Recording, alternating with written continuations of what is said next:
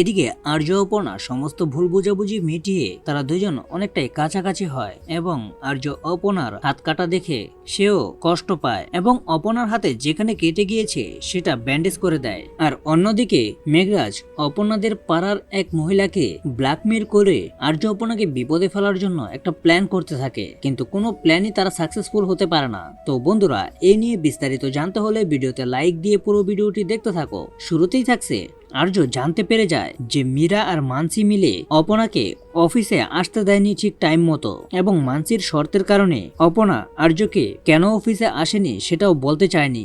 কিন্তু আর্য সিংহ রায় তো মীরা মানসিদের সমস্ত চালাকি ধরে ফেলে এবং বুঝতে পেরে যায় অপর্ণা কেন অফিসে যায়নি। তারপর তাদের সমস্ত ভুল বোঝাবুঝি মিটিয়ে নিয়ে আর্য অপর্ণা কাছাকাছি হয় এবং তারপরে আর্য অপর্ণার হাতটা দেখে বলতে থাকে, এই কি, তোমার হাত তো অনেকটা কেটে গেছে, তোমার কি কষ্ট হয় না? এই বলে আর্য ভালোবেসে অপর্ণার হাতে ব্যান্ডেজ করে দেয় এবং তারা আরো কাছাকাছি হয়ে যায়। আর অন্যদিকে দেখা যায় মেঘরাজ অপর্ণাদের পাড়ার এক মহিলাকে ব্ল্যাকমেল করে তার ছেলেকে মেরে ফেলার হুমকি দিয়ে আর্য অপর্ণার ক্ষতি করার জন্য একটা প্ল্যান সাজাতে থাকে। কিন্তু কেয়ার করার যত প্ল্যানই করে মেঘরাজ, সমস্ত প্ল্যানই বেঁচতে যায়। কোনোভাবেই আর্য অপর্ণার ক্ষতি করে উঠতে পারে না। যত যাই চেষ্টা করুক না কেন, কোনো কাজেই সফল হতে পারে না। এবারও ঠিক তাই হবে। আর্য অপর্ণা বুঝতে পেরে যাবে এখানে মেঘরাজ কোনো ষড়যন্ত্র করতে যাচ্ছে। তারপর আগে থেকেই তারা মেঘরাজের উপস্থিতি বুঝতে পেরে সেই মোতাবেক ব্যবস্থা নিয়ে ফেলবে আর মেঘরাজকে উচিত শিক্ষা দিয়ে তারা সুখের সংসার করবে। তো এই নিয়ে আপনার মূল্যবান মতামতগুলো কমেন্ট করুন আর এরকম নিত্য নতুন সিরিয়ালের আপডেট পেতে